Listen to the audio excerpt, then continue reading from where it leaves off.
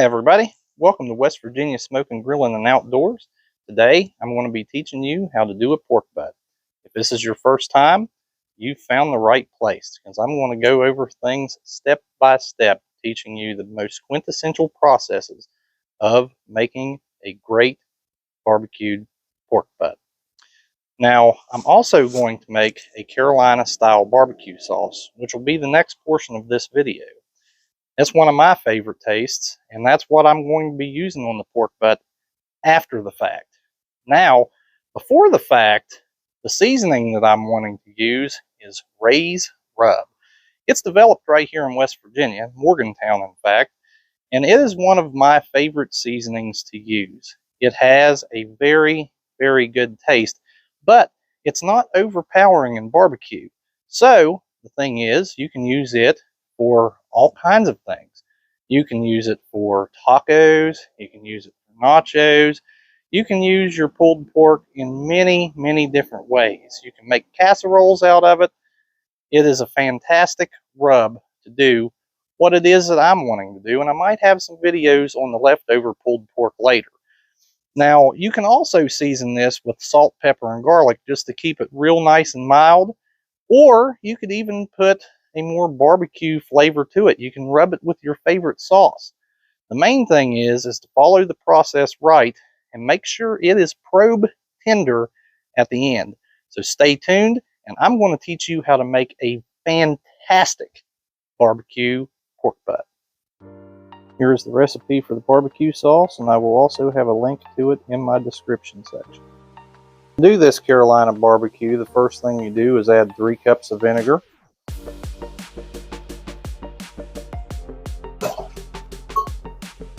1/4 cup of packed light brown sugar, and 2 teaspoons of salt.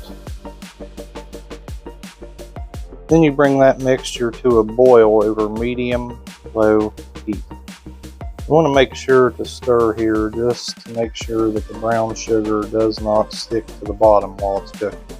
Once you've started to boil, you go ahead and add your other ingredients. First, we start off with 2 teaspoons of garlic powder, then 2 teaspoons of onion powder. Next, we get a tablespoon of red pepper flakes and a teaspoon of black pepper. Here it calls for a teaspoon of hot sauce, and I just use a little bit of feeling, and I like my stuff just a little bit more spicy.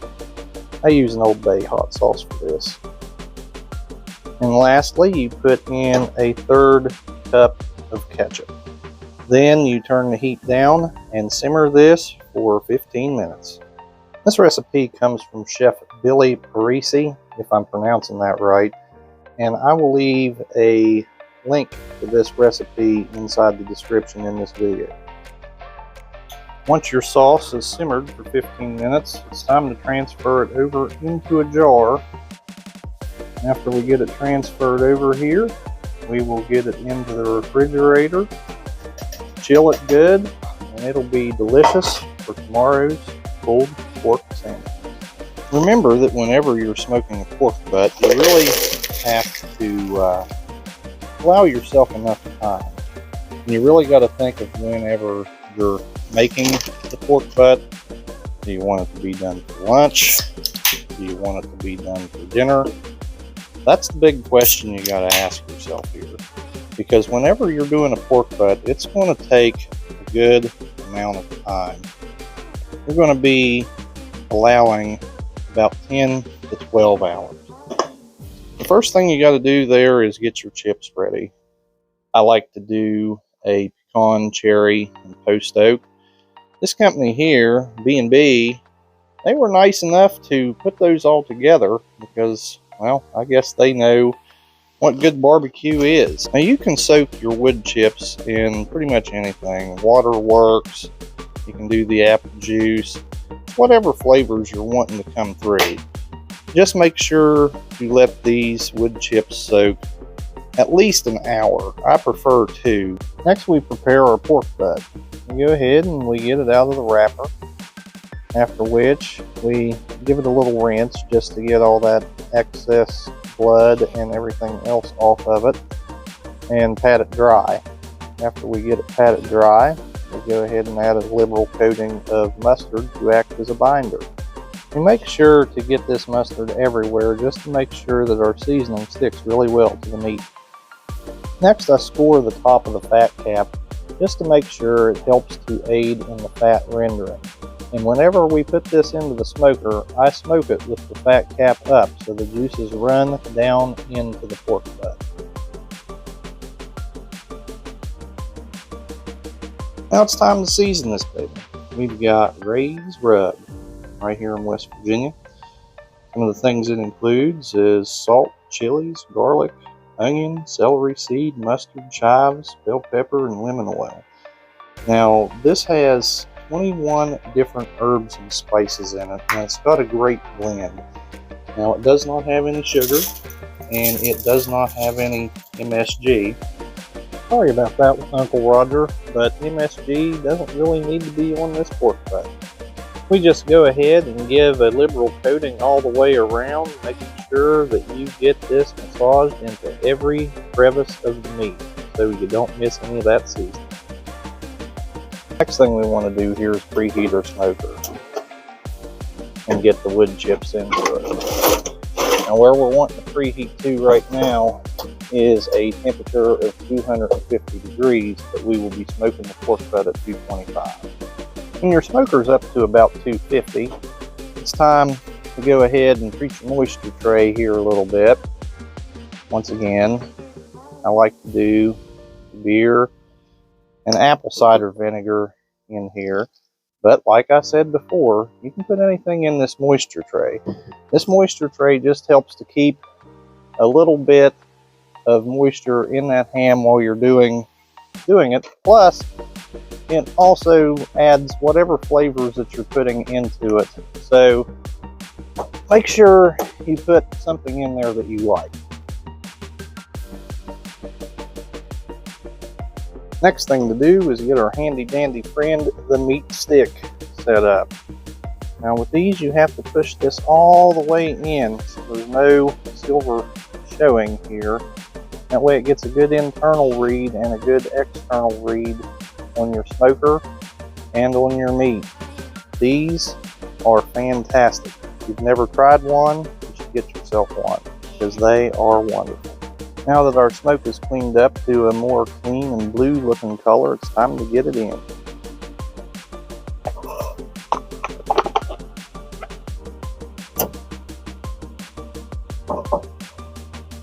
While we got that pork butt smoking, we'll go ahead and prepare some slaw for our sliders here at the end. Because what is a good pulled pork sandwich without coleslaw? Now this is so easy that it should be criminal. We go ahead and we add some coleslaw into it out of a pre-packaged container, and this Marzetti's slaw dressing is some of the best slaw dressing that you could ever have.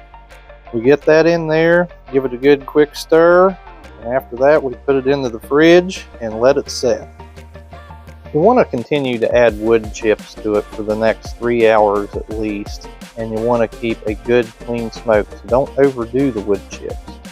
You'll most likely have to add some more wood chips to your soak to keep this going over the next 3 hours. The first 3 hours is whenever you take on the bulk of your smoke flavor, so this is the most important place to keep the smoke rolling nice and thick, but also clean, so don't overdo how many wood chips you put in. These are the flare-ups that I was talking about earlier. I just use my apple cider vinegar spritz typically to put them out in case you get them. This is what happens when you don't soak them quite long enough. Speaking of the apple juice and apple cider vinegar spritz, it's time to spray our meat. Now here I try to avoid spraying the fat cap because I don't want to slow down any of the rendering of the fat on top of the meat. Once you reach an internal temperature of 135, go ahead and turn it around. Make it do a 180. That way everything cooks nice and evenly. And go ahead and give it another spritz with that apple juice, apple cider vinegar. We've been at this for about 4 hours now, and we just spritzed our meat again. What we're looking for next is a temperature between 160 and 170 degrees. But more important than the temperature is how it feels, so I will show you that next. Also, if you've noticed, I've went ahead and taken the temperature up above 250 just to help push through this stall. Well, it's not something I planned for here. However, it's dumping the rain, so we're probably going to take this inside as soon as we get the temperature where we need it. The internal temperature of our meat has reached 160 degrees, looking like we've got a good bark on this. Now we're just going to poke it, make sure that it's ready to wrap, and this one is not. What you're looking for is a consistency of jello. You don't want it to sponge off like it is right there. We're looking for our fingers to sink in just a little bit more. That way we know that we're ready to wrap it. We're on hour number 5 here, so we're going to push the smoker temperature up to 275, and I'm also going to go ahead and preheat the oven to get it inside since it's raining. Now, you can finish it outside in the smoker, and nothing's wrong with that after you wrap it. However, it doesn't really matter after you wrap it because it's not going to take on any more smoke flavor in it.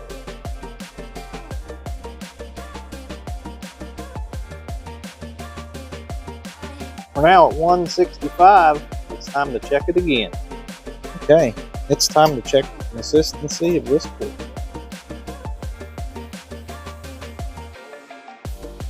See how my finger's sinking in here?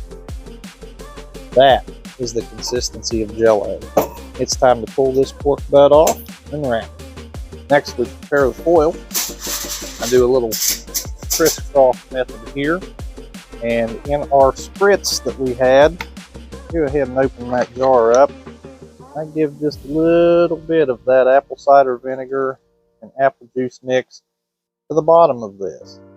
Then it's time to pull that beautiful pork butt out.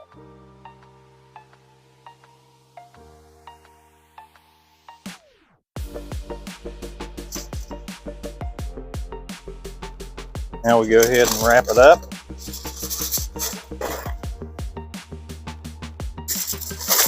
And we prepare to get it in the oven. Like I said before, you don't have to put it in the oven here, and you can continue doing it in the smoker. But since it's been raining on and off outside, I'm kind of just tired of standing in the weather.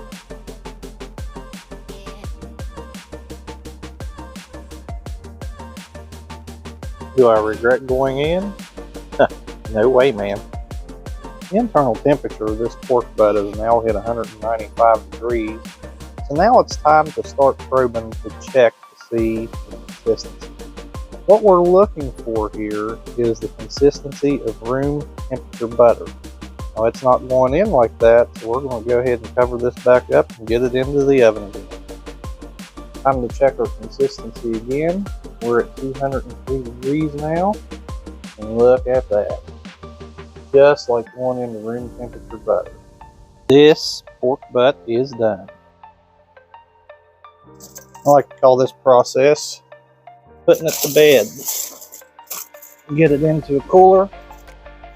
I like to wrap it up with a blanket too.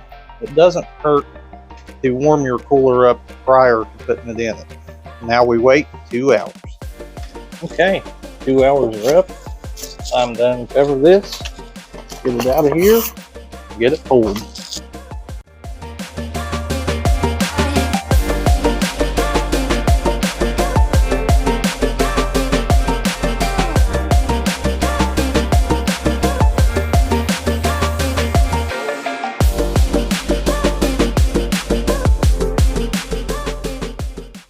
How do you know if you did the pork butt right?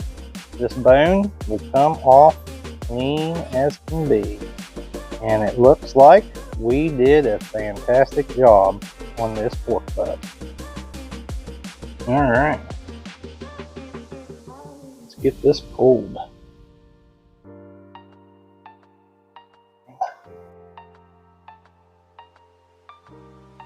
Look how nice and juicy this thing looks inside. Oh man, I can't wait to give this a try.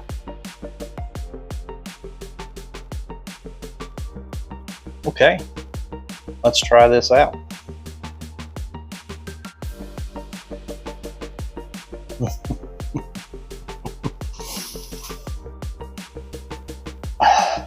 Man, this never gets old. Brody, Ray's Rub, this stuff is for real. The seasoning on this is, oh my gosh.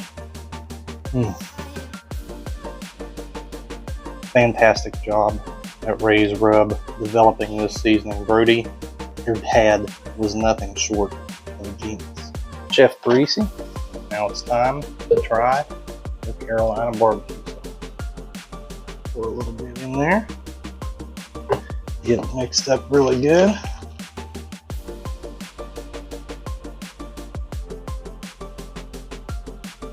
Bon appetit.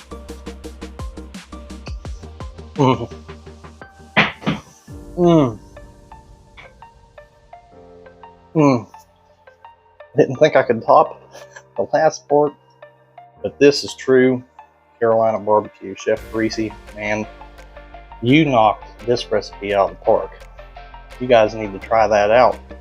Now, the most exciting part for me, making some sliders. I can't wait to eat these pulled pork sandwiches. For this, I just use King's Hawaiian rolls split in half to get a good coating of our pork across the top here.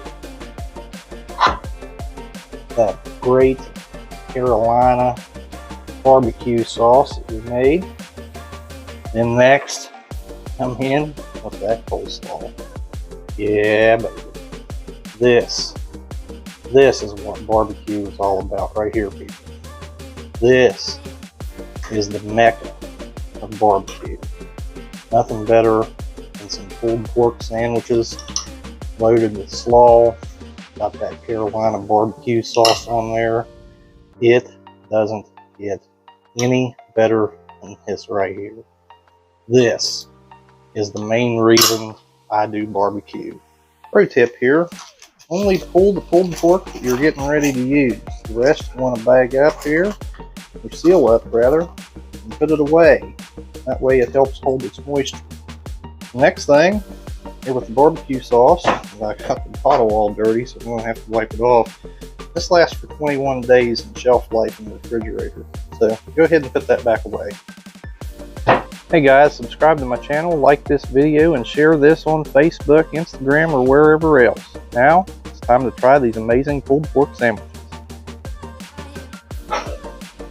What do you think? Okay. Tell me how it tastes.